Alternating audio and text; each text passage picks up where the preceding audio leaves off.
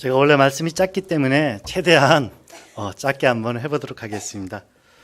지난 시간에는 내 발에서 신발을 벗기 위한 하나님과의 관계 회복이라는 주제로 여호수아 5장으로 교제를 나누었습니다. 오늘은 공동체 안에서 갈등을 해결하기 하는 지혜라는 주제로 여호수아 22장 10절부터 30절에 걸친 말씀으로 교제를 나누도록 하겠습니다.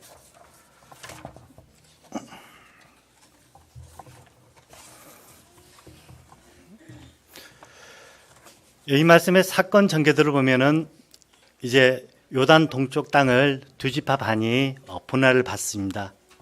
그러고 난 다음에 모세가 죽고 난 다음에 가나안 정복을 위해서 이제 이 두 지파가 참여를 하게 됩니다. 그리고 이 가나안 정복 활동이 끝난 뒤에 귀환을 하면서 한 가지 사건이 일어나게 됩니다. 이 사건으로 인해서 서쪽 지파와 이 동쪽 두 지파 반 사이에 전쟁의 먹구름이 끼게 됩니다. 그러나 슬기롭게 이것을 극복함으로 인해서 서로를 신뢰하는 그러한 사건이 되었습니다.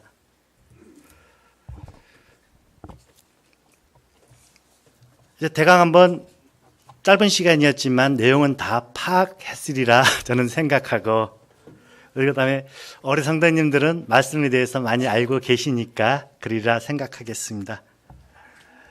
예. 이 앞에 사건을 보면은 가나안 정복에 앞서 여호수아 1장에서 이제 두 지파 반에게 두 지파 반과 르우벤 지파, 갓 지파, 므낫세 반 지파와 모세 사이에 약속이 이루어지는 것을 보게 됩니다. 모세는 두 지파 반에게 무장을 하고 너희 형제보다 앞서 건너가 그들을 도우라고 이렇게 말하고 있습니다. 그랬을 때 이 두 지파 반은 이렇게 말합니다. 당신이 우리에게 명령하신 것은 다 우리가 행할 것이요, 우리를 보내는 곳에는 우리가 가리라, 이렇게 말하면서 다른 지파보다 먼저 요단강을 건너가게 됩니다. 여기에서 우리는 공동체라는 것을 보게 됩니다. 공동체는 특정한 사회적 공간에서 공통의 가치와 유사한 정체성을 가진 사람들의 집단입니다. 이 두 지파 반과 아홉 지파 반 사이에는 하나님이라는 그러한 정체성이 같이 있었던 것입니다. 그렇기 때문에 이 두 지파 반이 공동체 의식이 있었기 때문에 이제 가나안 정복에 참여하게 된 것입니다.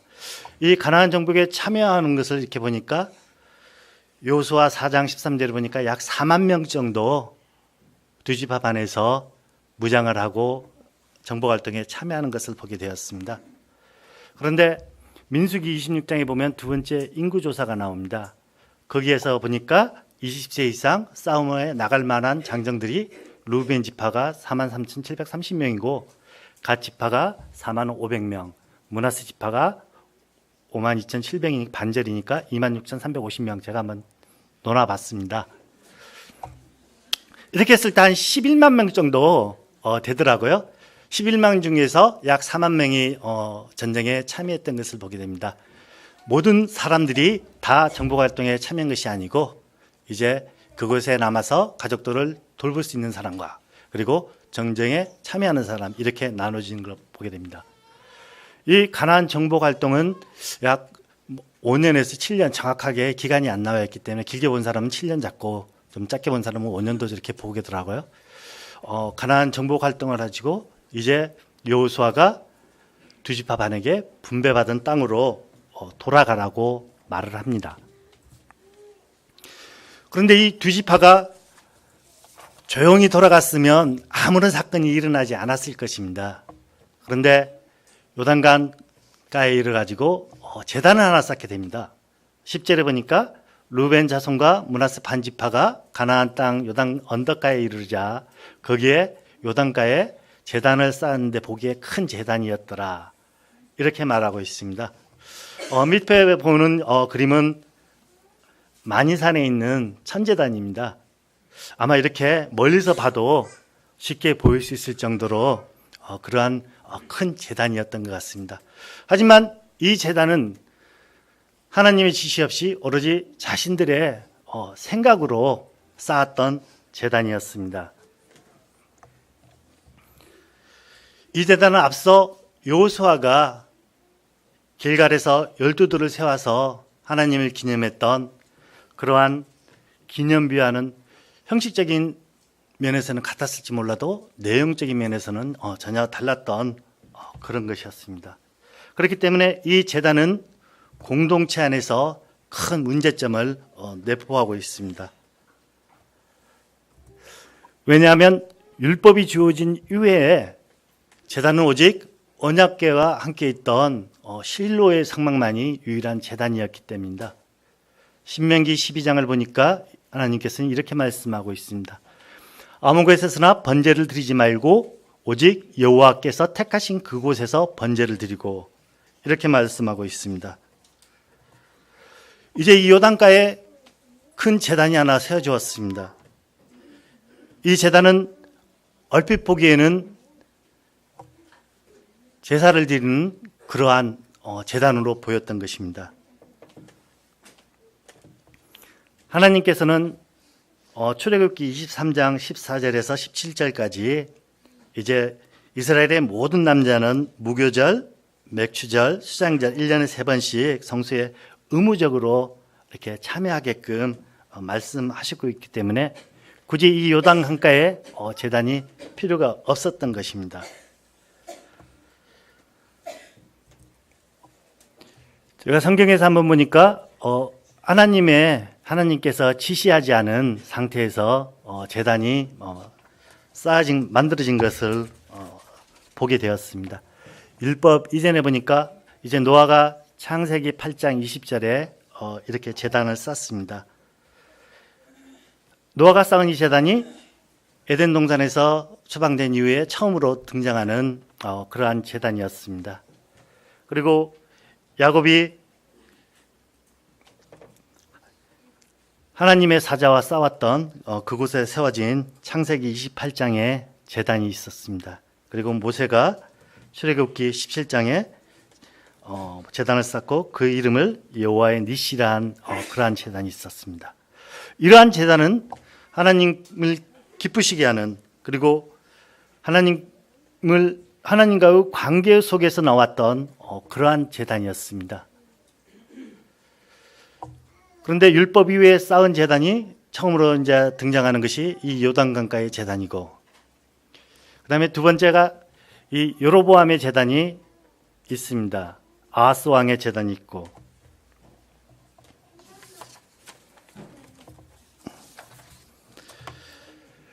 이 여로보암의 제단은 열왕기왕 12장 33절에 이렇게 나와 있습니다.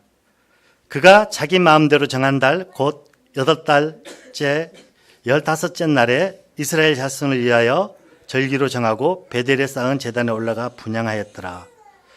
이제 두 왕국으로 나눠진 후 여로보암은 금송아지로 우상을 만들어 가지고 베델과 단에 두는 것을 우리가 보게 됩니다. 이 이유는 북쪽에 있는 북쪽 지파의 백성들이 예루살렘에 있는 성막으로 가면 그들의 마음이 자기를 떠날까 하는 그러한 두려움 가운데서 이 우상과 제단을 만들었던 것입니다. 그리고 아하스 왕의 제단은 이제 아시리아 왕 디글라필레세와 관계가 있습니다. 이제 다멕색으로 아수르 왕 디글라필레세를 만나러 가다가 거기에서 다멕색에 있는 제단을 보게 됩니다. 이 제단을 보고 이제 아하스 왕이 굉장히 반했나 봅니다. 정말 자기가 보기에도 그렇게 멋있는 그러한 제단이었던 것 같습니다. 그래서 그 모든 구조와 양식을 그려가지고 이제 대제사장이었던 우리아에게 보내게 됩니다. 우리아에게 보내고 난 다음에 자기가 돌아왔을 때 이제 그 제단이 예루살렘 성전에 이렇게 만들어지는 것을 보게 됩니다. 근데 더욱더 우리를 마음에 아프게 했던 것은 16장 15절의 말씀입니다. 아하스 왕이 제사장 우리아에게 이르되 아침 번제물과 소제물과 모든 국민의 번제물과 그 소제물과 전제물을 다 이 큰 제단 위에 불사르고 또 번제물의 피와 다른 제물의 피를 다 그 위에 뿌리고 왕의 성전 앞에 있던 놋제단은 새로 만든 제단 북쪽으로 옮기고 놋제단은 내가 주께 아롤 이름만 이렇게 쓰게 하라, 이렇게 명령을 내리게 됩니다. 이제 자기가 만든 제단은 다메섹에서 들어온 그러한 이방의 신을 섬기기 위한 그러한 제단으로 변질되는 것을 보게 됩니다. 그리고 여호와의 성전에 있던 그런 놋제단은 자기가 필요할 때만 찾는 그러한 천덕꾸리의 제단으로 변하게 되는 것을 봅니다. 이처럼 여로보암의 제단과 아하스 왕의 제단은 자기를 위한 그러한 제단이었던 것이었습니다. 이처럼 하나님의 지시를 받지 않은 제단은 잘못된 방향으로 나갈 위험성을 다분히 내포하고 있다는 점입니다. 그러면 이 요단 강가에 세워진 이 제단은 어떠한 성격의 제단일까? 굉장히 궁금해지지 않습니까? 이제 서쪽에 있는 지파들이, 동쪽 지파들이 요단 강가에 제단을 세웠다는 소식을 듣고 그들은 바로 전쟁 준비에 들어가게 됩니다. 이들이 전쟁 준비에 들어간 이유는 학습 효과가 있습니다. 왜냐하면 보홀의 죄악과 아간의 범죄를 경험했기 때문입니다. 그렇기 때문에 이 두 지파반이 세운 큰 제단은 분명히 이로 인해서 우리에게 재앙이 내릴 것이다. 그것을 미연에 막자, 이러한 마음이 있었을 것입니다. 이 부활의 재앙은 이스라엘 백성들이 시딤에 머물 때 모압 왕 발락이 선지자 발람을 물질로 유혹해서 3번이나 축복을 어겨난다는데, 그래도 그 발람이 물질의 유혹을 이기지 못하고 이제 이스라엘 백성들을 타락의 길로 들어가는 그러한 사건이었습니다. 시딤에 머물 때 모압과 미디안의 여인들이 이 이스라엘의 남자들을 유혹해가지고 바알 신전에서 음행을 저지른 사건이었습니다. 이 사건으로 인해 여호와의 진노가 내려져 약 2만 4천 명이 연병으로 죽었습니다. 이때 비느하스가 그들을 단호하게 처단함으로 인해서 그 재앙이 멈췄습니다. 그리고 아간의 범죄를 보면 여리고성 점령 시 취한 전리품은 모두 다 여호와께 바치고 손대지 말라고 말하는데, 이 아간이 물질의 눈이 멀어가지고 외투 한 벌과 은 200세겔, 금 50세겔을 숨김으로 인해서 이후에 아이성에 패하는 그러한 결과를 가져오게 됩니다. 이 아간의 사건은 한 사람의 잘못이 얼마나 공동체에 큰 재앙을 몰고 오는지를 보여주는 단적인 예가 되었습니다. 그렇기 때문에 이 두 사건을 경험한 이스라엘의 서쪽 지파들은 전쟁 준비를 할 수밖에 없었던 것입니다. 그러나 이 와중에 현명한 한 사람이 나타나게 됩니다. 그 사람이 바로 부활의 제약을 정죄했던 제사장 비느하스입니다.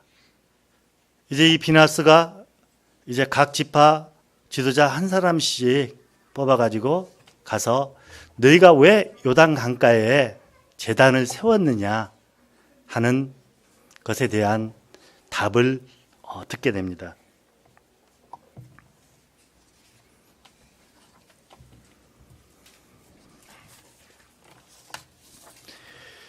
이제 그 두 지파 반은 비느하스와 같이 온 수령들 앞에서 자신들이 제단을 쌓은 이유에 대해서 설명을 합니다. 우리가 제단을 쌓은 이유는 다른 데 있지 않다. 우리가 너희와 너희 자손이 우리 자손에게 여호와 경외하는 것을 막기 위해서 이 제단을 쌓았다. 그리고 우리와 우리 후대 사이에 증거가 되기 위해서 이 제단을 쌓았다. 그리고 자신들의 분깃이 여호와의 분깃을, 우리의 자손들이 여호와의 분깃을 받게 하기 위해서 이 제단을 쌓았다. 그리고 우리와 너희 사이에 증거가 되게 하기 위해서 이 제단을 쌓았다고 말을 합니다.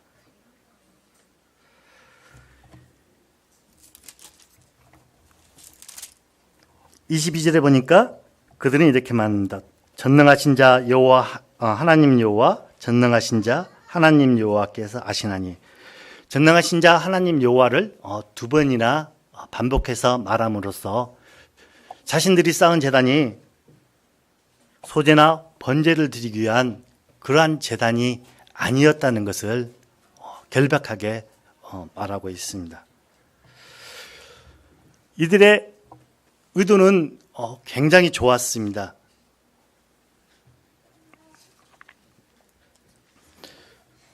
그러나 이들이 제단을 쌓음으로 인해서 분란의 소지가 일어났던 것입니다. 이렇게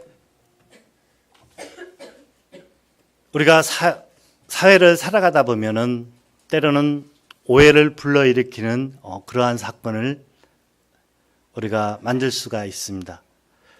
이러한 사건으로 인해서 작게는 한 가정이, 좀 더 넓게는 한 사회가, 좀 더 넓게는 한 국가가 분란이 일어나기도 하고 갈등이 치유되기도 하고 합니다. 저도 오랜 세월은 아니지만 교회 생활을 하면서 제 나름대로 그렇게 큰 오해 살 일은 하지 않았었습니다. 그런데 제가 딱 한 사건이 저한테 있었습니다. 이것은 제가 전혀 의도하지 않았었는데 그렇게 났던 것을 보게 됩니다. 일명하여 소그룹 사건입니다. 이제 저희가 소그룹을 시작할 때 이제 나이대별로 이렇게 끊어가지고 소그룹을 구성원을 만들었습니다. 장로님들이 생각하시기에 제가 굉장히 어정쩡했나 봅니다. 그래서 저한테 부엘라 헤로이로 갈 거냐 아니면 할렐루야로 갈 거냐 하고 물었습니다. 저는 새로운 경험도 해보고 그러고 싶어서 이제 부엘라 헤로이로 가겠다고 그렇게 말을 했습니다. 그래서 이렇게 부엘라 헤로이 가서 이렇게 참석을 하는 밤에 제 마음 가운데 그러한 부분이 좀 있었습니다. 정서적인 공감대에서 오는 그런 차이점. 왜냐하면 제가 할렐루야 그룹들하고 굉장히 오랫동안 교류를 했고 그들과 정서가 이렇게 맞았던 것 같습니다. 그러나 제 마음 욕구에서는 일정 부분 이제 새로운 곳에 대한 동경이 있었습니다. 그래서 부엘라 헤로에 가가지고 이분들과 정말 한번 열심히 해봐야겠다 이런 생각이 있었습니다. 그런데 이제 저 사이에 이제 마음에 느낀 것이 이 정서적인 공감대 부분이 굉장히 강하게 느껴졌는데 이 부엘라 헤로이는 얘가 좀 적절할란가 모르겠는데 트로트 세대라고 그러면 이 할렐루야는 발라드 세대인 거 그런 좀 느낌을 좀 가졌습니다. 그래서 저는 제가 이 발라드 세대인 것 같다는 것을 이제 느끼고 이제 장로 형제님한테 말을 했습니다. 이제 부엘라 헤로에 있다 보니까 좀 그렇습니다. 그래서 할렐루야로 좀 옮겼으면 어떻게 했습니까? 이렇게 말을 했습니다. 그랬을 때 한번 기도해 보자고 이렇게 말을 했습니다. 그리고 장로 형제님께서 그럼 할렐루야로 이렇게 옮기는 것이 좋겠다고 그러한 공고가 있고 난 후에 이제 장로 형님과 리더들에게 이렇게 말을 하고 이렇게 옮겼습니다. 양해를 구하고 이렇게 옮겼습니다. 하지만 이후에 이 자체가 물론 오해로 살 문제이지만 본질적인 내용은 이 이후에 일어났습니다. 모든 구성원들에게 정확하게 이런 말을 해주고 옮겼으면은 아무런 문제가 일어나지 않았을 텐데 그러한 구성원들에게 양해를 구하지 못하고 이제 장로 형제님들과 리더들에게만 말을 하고 옮겼던 점이 저에게 나름대로 큰 어려움을 줬습니다. 이것은 이 이후의 일은 조금 이따 다시 한번 말을 하게 되겠습니다.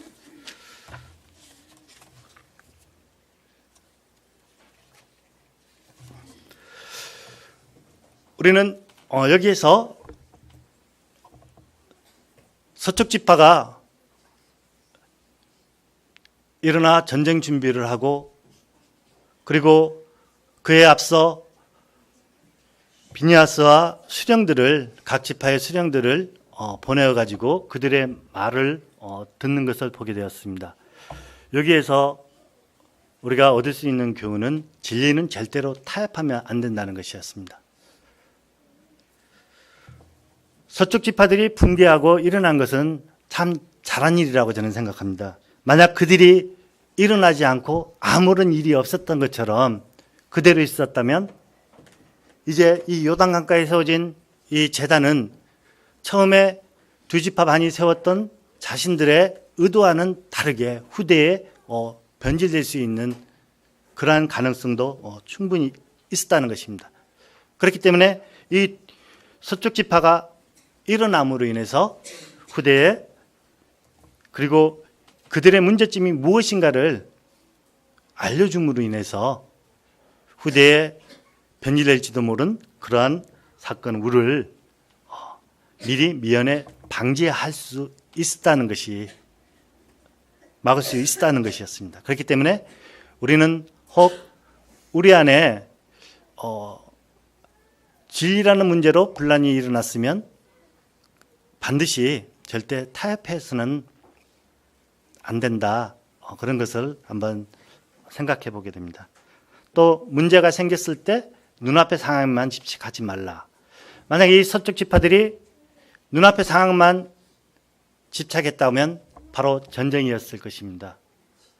물론 이 이후 사사기에 일어난 레인 첩사건 일이지만은 그때 이 베냐민 지파가 어떻게 됐습니까? 물론 그들이 잘못했습니다. 그런데도 그러한 대화나 이러한 것이 전혀 없었고 바로 전쟁에 들어갔기 때문에 베냐민 지파 남자 600명만 겨우 살아남을 수 있었던 것입니다. 이 비니아스가 동쪽 지파들이 제단을 쌓은 이유에 대해서 알아보고자 한 일은 정말 자랑한 일이었습니다. 우리는 과정보다 때로는 결과를 더 중요시할 수 있습니다. 중요시할 때가 많이 있습니다. 그러나 상황의 결과보다는 본질의 동기를 파악하는 것이 더 중요하다고 생각합니다. 왜냐하면 하나님께서는 그 사람의 중심을 보기 때문입니다.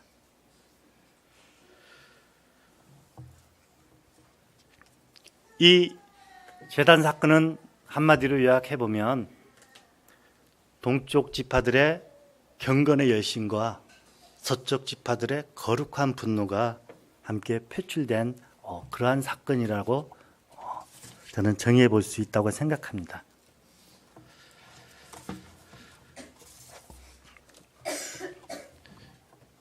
그럼 아무런 상의 없이 요단강가에 제단을 세운 동쪽 지파의 문제점에 대해서 한번 알아보도록 하겠습니다. 먼저 제단을 쌓아도 제산만 안 드린다는 논리입니다. 즉 율법에서 언급하는 형식이나 외형적인 규범들은 어기더라도 추구하는 의미만 좋으면 된다는 매우 진보된 생각처럼 들릴 수 있다는 것입니다. 또 자신들은 제사를 지내는 제단이 아니라고 말하면서 그들 스스로가 쌓은 기념물이 제단이라고 말을 하는 것을 보게 됩니다. 두 번째, 자신들의 후손을 위함이라고 이렇게 말하고 있습니다. 그리고 제단을 쌓은 이유를 서쪽 지파에서 이렇게 찾고 있습니다. 24절에 보니까 우리가 목적이 있어서 주의하고 이같이 하였노라. 곧 생각하기를 후일에 너희 자손이 우리 자손에게 말하여 이르기를 너희가 이스라엘 하나님 여호와와 무슨 상관이 있느냐. 자, 이렇게 말할까 싶어서 우리가 제단을 쌓았다. 그렇기 때문에 너희가 원인이다. 문제점을 제공한 원인이다. 이렇게 말하고 있는 것을 봅니다. 그 다음에 25절에 보니까 너희 르벤 자손 갓 자손아 여호와께서 우리와 너희 사이에 요단을 경계로 삼았으나니 너희는 여호와께 받을 분깃이 없느니라 하여 너희 자손이 우리 자손에게 여호와 경외하기를 그치게 할까 하여. 자, 이제 후손들이 혹시나 있을 후대에 여호와 하나님으로부터 분깃을 받지 못하지 않을까 이러한 염려도 있었다는 것입니다. 그러나 신앙을 후손들에게 물려줄 책임은 정작 서쪽 지파에 있지 않고 두 지파 반, 즉 본인들에게 있다는 것입니다.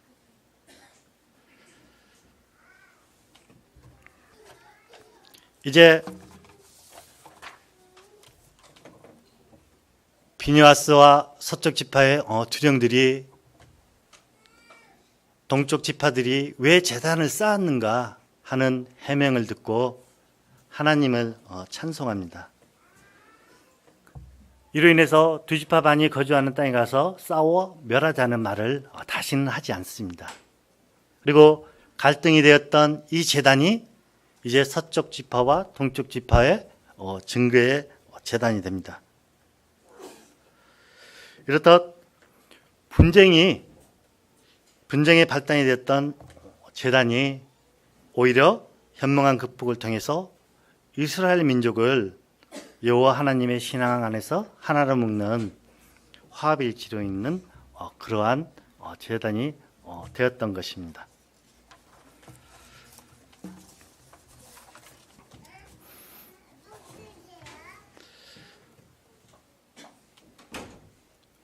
우리는 공동체 안에서 일어난 문제를 어떻게 해결해야 하는가, 이런 말씀으로 묵상을 해봤습니다.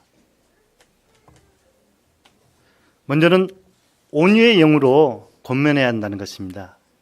갈라디아서 6장 1절 말씀을 보니까 형제들아 만일 어떤 사람이 잘못에 빠지거든 영적인 너희는 온유의 영으로 그러한 자를 회복시키고 내 자신을 살펴보아 너도 시험에 들지 않게 하라. 이렇게 말하고 있습니다. 우리 공동체 안에서 잘못된 문제가 일어나면 이렇게 온유의 영으로 권면해야 합니다. 제가 아까 그 소그룹 사건 이제 2탄을 이야기하겠습니다. 이제 많은 시간이 지났기 때문에 제가 그 사건으로 인해서 굉장히 어려움에 처해 있었습니다. 근데 또 그 시기가 또한 묘하게 그렇게 맞아 들어가는 그러한 시기였습니다.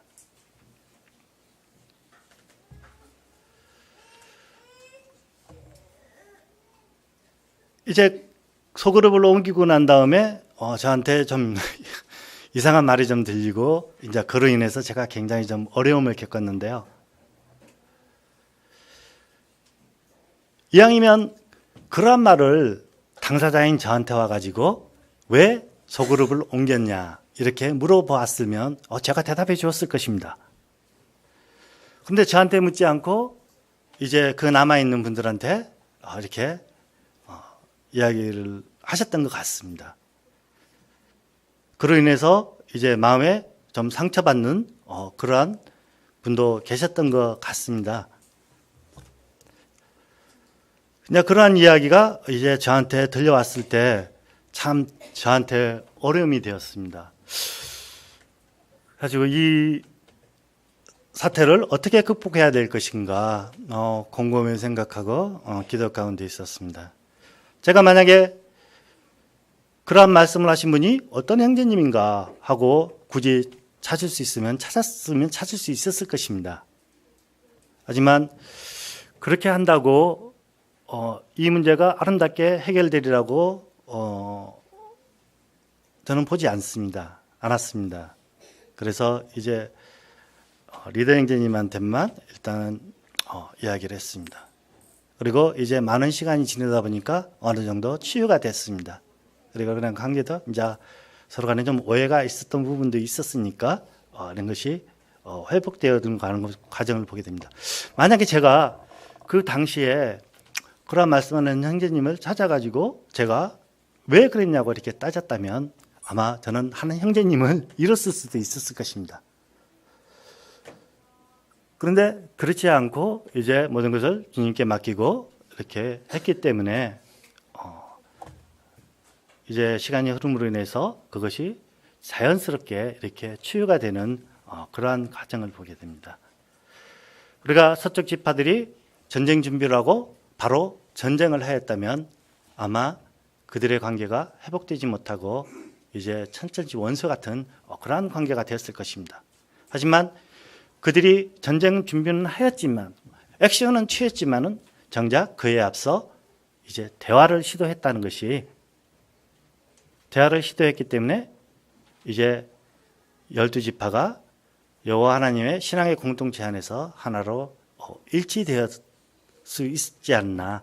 그렇기 때문에 우리는 혹 이렇게 무슨 문제가 일어나더라도 먼저 온유의 영으로서 권면해야 되지 않나. 그러한 생각을 한번 해보게 됩니다.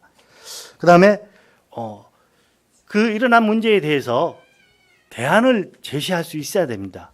아무런 대안 제시도 없이 너희들이 잘못했어 이러면은 싸우자는 말밖에 되지 않습니다.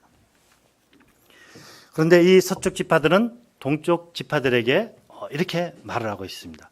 너희 소유가 깨끗이 않다면 여호와의 성막이 있는 여호와 소유지로 건너와 우리 중에서 소유지를 나누어 가질 것이니라. 이제 서쪽 지파들은 만약에 동쪽 지파 니네들이 사는 땅에 깨끗하지 않기 때문에 이 제단을 쌓았다고 하면 그러면 이제 우리가 가진 것을 나누어 주겠다. 우리가 가진 분깃을 포기해서라도 너희들이 깨끗해질 수만 있다면 이 범죄에서 범죄 행위를 하지 않을 수만 있다면은 우리의 것을 포기하겠다. 이렇게 대안을 제시해 주는 것을 보게 됩니다. 그렇기 때문에 우리가 공동체 안에서 살아가기 때문에 많은 문제점을 내포하고 있습니다. 또는 이로 인해서 갈등을 일으킬 수도 있습니다. 이 갈등으로 인해서 이제 교회가 나눠지기도 할 수 있습니다. 그러나 우리는 이러한 극한 상황을 하기 전에 먼저 온유의 영과 대안을 제시하는 그러한 모습을 보여줘야 되지 않을까 생각하게 됩니다.